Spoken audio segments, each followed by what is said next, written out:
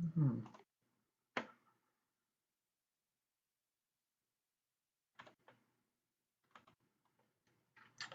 Hello, students. How are you on this wonderful day? Wanted to take a couple of minutes and walk through this super short video with you as it relates to transference and countertransference. So these are things that you will read about in your text for this particular week, but also want to spend a little bit of time just kind of walking through with you more in depth what these particular concepts mean, because there's a highly great likelihood that you will experience them in the context of your work as a social worker. So let's talk about what transference is.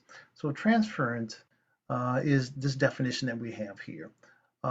This is a set of circumstances, or it happens at an unconscious level, that involves a client projecting past attitudes and feelings that they have towards significant people in their lives. So what does that all mean? So have you ever encountered or met someone and had a conversation with them, and you came away with the distinct sense that they didn't like you, or they had a hard time connecting with you? Um, Nothing that you've necessarily done. And this could be your very first meeting with that particular individual.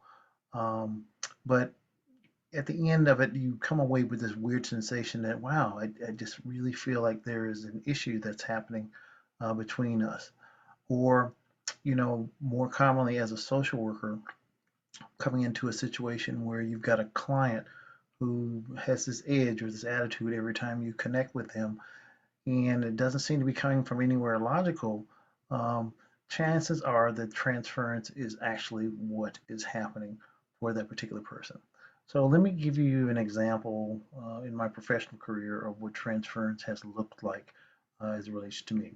So there was an incident a few years ago, where there was a situation a few years ago where I had a student at the College of St. Scholastica who was a social work student who was a senior. And typically, as an instructor, I have to give feedback about how people are progressing on their assignments, their internships, things of that particular nature. So with this particular student, I gave her some feedback about some stuff that needed to be redone. And I was kind of blown away because the response that I actually got from her was that, this happened kind of at the end of a classroom setting. It was her and I, were people kind of milling around, and I kind of went over the issues that I wanted her to take a look at. And her voice started to shake, she started to cry, and she just stormed out of the room. And I thought, wow, okay, so she may have had a hard time with the feedback that I gave her about the paper, but it just kind of seemed a little over the top. Um, so I noticed in another time that we had a similar conversation and it ended the same way. And so it struck me then as, there's something here that is triggering this particular student, because I'm being, as professional and straightforward as possible. And the response is always one of a overwhelming, over emotional response. And so as time goes on and she's in field and we're still in classes, um, she comes to the realization that I remind her of her father. We had very similar mannerisms um, in terms of how we talked and how we processed things, and she had a bad relationship with her dad.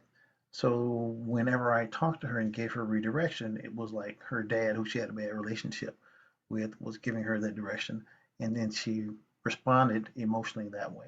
So that's an example of situation that I encountered personally around transference. So it does happen. It is real.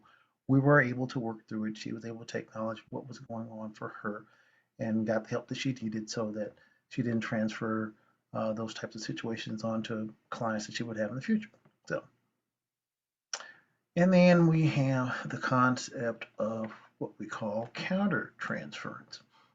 And so this is just the opposite. So it's the social worker's unconscious emotional response to a client as a result of distorted perception of the client's behavior, or the fact that that particular client might also remind them of someone whom they had a traumatic relationship with in the past.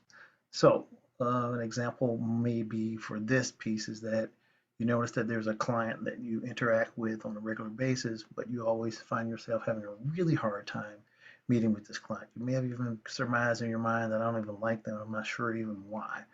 But as they're talking to you, you're reminded about the relationship that you have with your father, and then you realize that this person has some of the same personality traits. They even sound like your dad, who was an abusive alcoholic towards you. And so you're sitting there with a client who obviously is not your father, but you are projecting your own feelings about what has happened to you in your traumatic past onto your particular client. So those are situations that will come up in the course of your time as a social worker. So it's not a matter of this will never happen to me. It will happen at some point in time, but it's about being able to recognize it and to actually go ahead and get the type of supervision that you need to rectify those types of situations. So good luck to you. See you in class.